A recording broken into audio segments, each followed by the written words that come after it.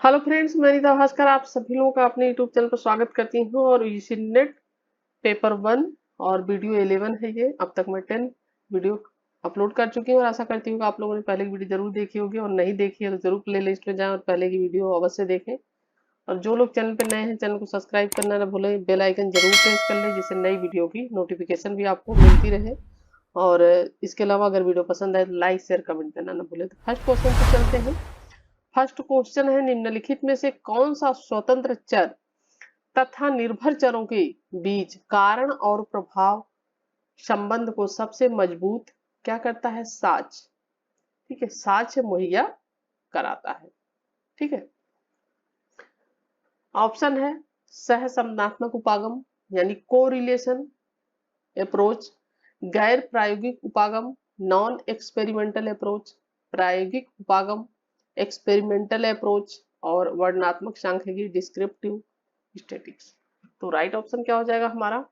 First question का right answer हो जाएगा ऑप्शन सी, एक्सपेरिमेंटल अप्रोच। ठीक है, प्रायोगिक उपागम। ठीक है। तो इसमें क्या है कि स्वतंत्र तथा निर्भर चरों के बीच कारण और प्रभाव संबंध को सबसे मजबूत, ठीक है, मजबूत साक्ष्य मुहैया कराता है। ठीक है। और तो ये राइट ऑप्शन हमारा है प्रायोगिक उपागम। प्रायोगिक जो उपागम होता है इसके अंतर्गत प्रयोगात्मक शोध होता है। कौन सा शोध होता है? प्रयोगात्मक शोध होता है, जिसमें प्रयोगकर्ता यानी जो प्रयोगकर्ता होता है, शोधकर्ता या प्रयोगकर्ता या शोधकर्ता जो शोध कर रहा है, नियंत्रित परिस्थितियों में विशेष, ठीक है, विशेष चरों या चरों में जोड़ तोड़ करता है। क्या करता है वो? जोड़ तोड़ करता है। ठीक है। और उसका प्रभाव एक दूसरे, क्या करता है, दूसरे चर जो होते हैं उनका अध्ययन करना होता है। प्रयोगात्मक शोध में स्वतंत्र चर तथा आश्रित चरों के बीच कारण और प्रभाव संबंध प्रयोग करता एक विश्वास के साथ क्या करता है? स्थापित कर पाता है। ठीक है, संबंध। तो ये प्रायोगिक उपागम जो experimental approach, right option option C. ठीक है। क्वेश्चन भी आप इंग्लिश में पढ़ सकते हैं, मैंने इंग्लिश में भी क्वेश्चन लिख दिया है। सेकंड क्वेश्चन है, गुणात्मक शोधकर्ता टैल्स की ओर मात्रात्मक शोध की प्रवृत्ति के कारण उसकी निंदा करते हैं। साक्ष्य पर जोर, अनुभववाद पर जोर, हास्यवाद, सृजनात्मकता के प्रति अत्यधिक अनुरक्ति। ठीक है। और राइट ऑप्शन क्या हो जाएगा? ऑप्शन सी, हास्यवाद। ठीक है, राइट ऑप्शन हास्यवाद।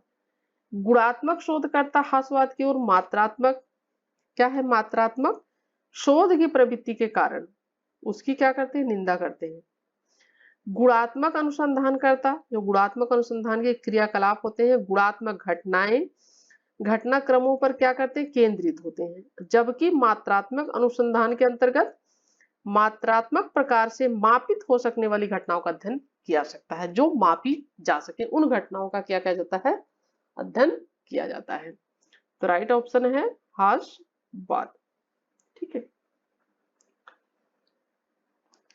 थर्ड क्वेश्चन है, सामाजिक विज्ञान में प्रयोग मूलक शोध निम्नलिखित में से किससे संबंधित है? काल्पनिक कथानक, सकारात्मक दर्शन, ऐतिहासिक कलाकृति, और धार्मिक प्रथा। ठीक है। और थर्ड क्वेश्चन का राइट ऑप्शन क्या हो जाएगा? ऑप्शन बी, सकारात्मक दर्शन। ठीक है, पॉजिटिविटी हो जाएगा इसमें फिलॉसफी। तो सकारात्मक दर्शन राइट ऑप्शन ऑप्शन बी है इसका। ठीक है, सकारात्मक दर्शन। नेक्स्ट क्वेश्चन देखते हैं, फोर्थ क्वेश्चन। एक शिक्षक अभिभावकों की शैक्षणिक स्थिति या छात्रों की शैक्षिक उपलब्धियों के बीच संबंध स्थापित करना चाहता है। एक शिक्षक अभिभावकों और शैक्षणिक स्थिति तथा छात्रों की जो शैक्षिक उपलब्धियां हैं उनके बीच क्या करता है? संबंध स्थापित करना चाहता है। इस अध्ययन के लिए कौन सी अनुसंधान विधि उचित मानी जाएगी? ठीक है, कौन सी अनुसंधान विधि इसके लिए उचित मानी जाएगी? दार्शनिक विधि, ठीक है, दार्शनिक विधि, ऐतिहासिक विधि, कार्योत्तर विधि, प्रयोगात्मक विधि। ठीक है, यानी फिलोसॉफिकल मेथड, हिस्टोरिकल मेथड और एक्स पोस्ट फैक्टो मेथड या एक्सपेरिमेंटल मेथड, प्रयोगात्मक जो विधि है। तो कौन सी जो विधि है इसके लिए उचित मानी जाएगी? अनुसंधान विधि। और राइट ऑप्शन क्या हो जाएगा? एक्स पोस्ट फैक्टो मेथड यानी कार्योत्तर विधि। ठीक है, ये मानी जाएगी। कार्योत्तर विधि, कार्योत्तर जो शोध होगा उपयुक्त होगा, क्योंकि यदि कोई शिक्षक अभिभावकों की शैक्षणिक स्थिति तथा छात्रों की जो शैक्षिक स्थिति उसकी उपलब्धियों के बीच क्या करता है? संबंध स्थापित करना चाहता है। ठीक है, संबंध स्थापित करना चाहता है। ठीक है, और संबंध स्थापित करना चाहता है। और कार्योत्तर शोध किसी घटना के घटित होने के बाद, हमने पिछले उसमें भी बात की थी, किसी घटना के क्या है, जो भी घटना है उसके घटित होने के बाद, घटित होने के बाद यह क्या किया जाता है? ये शोध किया जाता है उसके बाद घटित होने के दौरान यह घटना के स्वतंत्र चरों में संबंध स्थापित करता है, कार्योत्तर विधि। ठीक है, right option C. Fifth question है, जब आश्रित चर पर प्रभाव प्रेक्षित करने हेतु निराश्रित चर में जोड़ तोड़ करने के बजाय उसे चुना जाता है तो शोध शीघ्र उपयोग की गई इस विधि को कहा जाता है? कार्योत्तर विधि, प्रायोगिक विधि, केस अध्ययन विधि या विवरणात्मक सर्वेक्षण विधि, ex post facto method, experimental method, case study method या डिस्क्रिप्टिव मेथड। फिफ्थ क्वेश्चन का जो हमारा राइट ऑप्शन हो जाएगा कार्योत्तर विधि, एक्स पोस्ट फैक्टो मेथड। ठीक है, राइट ऑप्शन हो जाएगा। कार्योत्तर विधि में आश्रित चर पर प्रभाव प्रेक्षित करने हेतु निराश्रित चर में क्या जोड़ तोड़ करने की बजाय एक निराश्रित चर चुना जाता है। ठीक है, क्या चुना जाता है? एक निराश्रित चर चुना जाता है। और कार्योत्तर शोध किसी घटना के घटने के पश्चात उपयोग की जाती है और इसका प्रयोग प्राय सामाजिक विज्ञान और वाणिज्यिक संस्थाओं में किया जाता है। इसे एक्स पोस्ट फैक्टो शोध इसलिए कहा जाता है जिसका मूल अर्थ है आफ्टर द फैक्ट। इससे स्वतंत्र चर पूर्णतः निष्क्रिय हो चुका होता है और आश्रित चर के माध्यम से घटना घटने की संभावनाओं पर अनुमान इसमें लगाया जाता है। और इस प्रकार के शोध में जो चर होते हैं, वेरिएबल्स होते हैं, चरों पर प्रत्यक्ष रूप से हमारा कोई भी नियंत्रण इसमें नहीं होता है। ठीक है, और काफी लंबे समय के बाद कार्योत्तर शोध विधि ऐतिहासिक या एक तरीके से ऐतिहासिक शोध में जब काफी लंबे समय बाद किया जाता है तो एक तरीके से ऐतिहासिक शोध में ये बदल जाता है। ठीक है, ऑप्शन ए कार्योत्तर विधि, ex post facto method. Six question है, एक विश्वविद्यालय स्तर पर शिक्षक कंप्यूटर विज्ञान में नामांकित स्नातक सामाजिक आर्थिक स्तर पर निष्पत्ति अभिप्रेरणा के साथ संबंध का अध्ययन करना चाहता है। एतदर्थ इस संदर्भ में कौन सी शोध विधि उपयुक्त होगी? प्रयोगात्मक शोध विधि, कार्योत्तर शोध विधि या विवरणात्मक शोध विधि या प्रतिभागी परीक्षण आधारित विधि? और राइट ऑप्शन क्या हो जाएगा हमारा? राइट ऑप्शन हो जाएगा कार्योत्तर शोध विधि। ठीक है, कार्योत्तर शोध विधि यानी x post facto research method. ठीक है, ये हो जाएगा। और सिक्स क्वेश्चन है ये, राइट ऑप्शन हमारा है कार्योत्तर शोध विधि। और इसमें क्या होगा? कार्योत्तर शोध विधि इसके लिए उपयुक्त होगी क्योंकि एक विश्वविद्यालय, ठीक है, एक विश्वविद्यालय स्तर का शिक्षक होता है, कंप्यूटर विज्ञान में नामांकित स्नातकों के सामाजिक आर्थिक स्तर तथा निष्पत्ति अभिप्रेरणा के मध्य संबंध का अध्ययन करना चाहता है। और कार्योत्तर शोध विधि का प्रयोग किसी घटना के उपरांत या घटना घटने के दौरान किया जाता है और यह मूल रूप से घटना के स्वतंत्र चर से संबंधित होता है। ठीक है, स्वतंत्र जो वेरिएबल्स होता है उससे संबंधित होता है। सेवंथ क्वेश्चन है, कोई विश्वविद्यालय शिक्षक विद्यार्थियों के सृजनात्मक स्तर के संदर्भ में विशिष्ट प्रोजेक्ट क्रियान्वित करने में उनके निष्पादन का अध्ययन करने की योजना बनाता है और इस संदर्भ निम्नलिखित में से कौन सी शोध विधि उपयुक्त होगी? ठीक है, क्वेश्चन इंग्लिश में भी आप पढ़ सकते हैं, देख सकते हैं। पहला ऐतिहासिक विधि, हिस्टोरिकल मेथड। दूसरा है वर्णनात्मक सर्वेक्षण विधि, डिस्क्रिप्टिव सर्वे मेथड। तीसरा है प्रयोगात्मक विधि एक्सपेरिमेंटल मेथड, और चौथा है D option ex post facto method कार्योत्तर विधि। ठीक है, और इसमें राइट ऑप्शन हो जाएगा कार्योत्तर विधि। ठीक है, इसमें भी कार्योत्तर विधि यानी x post facto method, right option D हो जाएगा। क्योंकि इसमें क्या है, कार्योत्तर विधि उपयोगी इसमें इस संदर्भ में यह सामाजिक विज्ञान में प्रयोग में लाई जाती है। ठीक है, किसमें प्रयोग में लाई जाती है, सामाजिक विज्ञान। ठीक है, सामाजिक विज्ञान में प्रयोग में लाई जाती है और किसी घटना के संदर्भ में आयोजित की जाती है, जैसा हमने अभी कई क्वेश्चनों पे बात की है। और इस शोध के चरों जो वेरिएबल्स होते हैं प्रत्यक्ष रूप से हमारा कोई भी इस पर नियंत्रण नहीं होता और काफी लंबे समय बाद यह एक ऐतिहासिक शोध में क्या होता है, बदल जाता है। ठीक, 8 क्वेश्चन है, जिस शोध विधि में सामान्यीकरण किया जाता है उसी प्रकार की अन्य परिस्थितियों पर लागू होता है।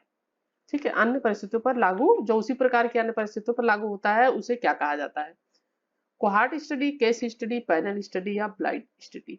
और राइट ऑप्शन क्या हो जाएगा, ऑप्शन बी केस स्टडी। ठीक है, व्यक्ति अध्ययन केस स्टडी हो जाएगा, ये option B right. Ninth question है, निम्नलिखित में से किस क्रम में मात्रात्मक प्रतिमान पैराडाइम का उपयोग करते हुए शोध के चरणों को सही ढंग से दर्शाया गया है। ठीक है, पहला है परिकल्पना का निर्माण, ये क्रम पूछा है। ठीक है, और क्रम लगाने के लिए बहुत बार यूजीसी के एग्जाम जो होते हैं क्रम लगाने के लिए अक्सर पूछा जाता है। ठीक है, तो ये बहुत ध्यान रखना आपको ये क्वेश्चन। परिकल्पना का निर्माण, परिकल्पना परीक्षण, निष्कर्ष और प्रतिवेदन लेखन। ठीक है, और दूसरा क्या है, शोध समस्या का निर्धारण, परिकल्पना का निर्माण, परिकल्पना परीक्षण, सामान्यीकरण, निष्कर्ष तथा परिणामों के निहितार्थ। समस्या की पहचान, प्रतिदर्श का चयन, शोध अभिकल्प को विकसित करना और फील्ड वर्क। ठीक है, उसके बाद है हमारा डी समस्या को परिभाषित करना और संबंधित अध्ययनों का सर्वेक्षण, प्रतिदर्श, प्रतिचयन, पदार्थों का संग्रहण और पद्धतों का विश्लेषण, यानी सैंपल्स वगैरह जो भी होते हैं। और उसके बाद है ये है डी हमारा समस्या को परिभाषित करना, संबंधित अध्ययनों का सर्वेक्षण, प्रतिदर्श, चयन, पदार्थों का संग्रहण और पद्धतों का विश्लेषण। और 9th क्वेश्चन है, और 9th क्वेश्चन का जो हमारा राइट ऑप्शन क्या हो जाएगा, राइट ऑप्शन हो जाएगा ऑप्शन हमारा आएगा इसमें बी। ठीक है, शोध समस्या का निर्धारण। ठीक है, पहले शोध समस्या का निर्धारण, फिर परिकल्पना का निर्माण, फिर परिकल्पना का परीक्षण, फिर सामान्यीकरण एवं निष्कर्ष तथा परिणामों के निहितार्थ। राइट ऑप्शन ऑप्शन बी हो जाएगा इसमें।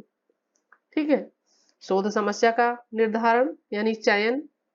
ठीक है, और क्योंकि जो मात्रात्मक प्रतिमान का उपयोग करते हुए शोध के चरणों का सही अनुक्रम यही होता है।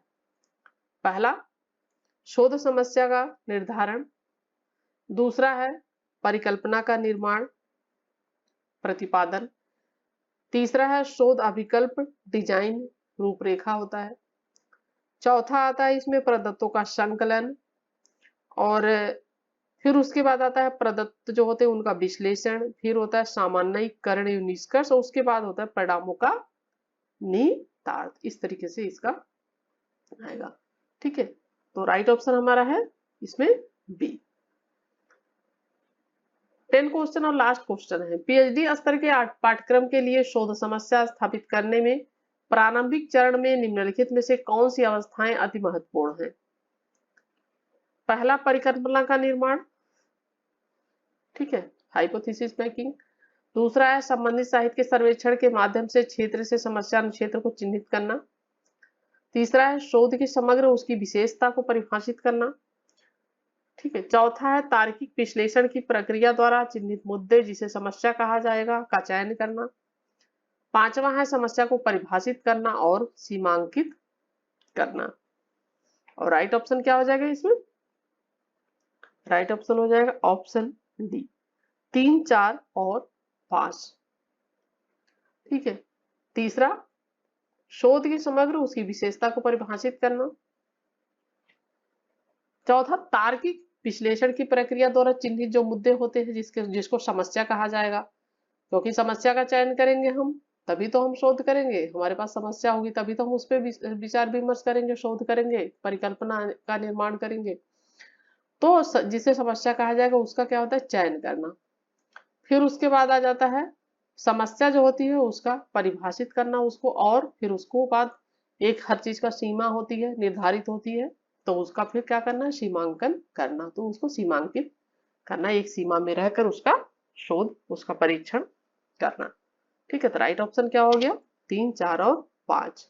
और आशा करती हूँ वीडियो पसंद आई होगी। पसंद आने पर लाइक शेयर कमेंट करना ना भूलें। नेक्स्ट वीडियो मिलते हैं। Thank you for watching video.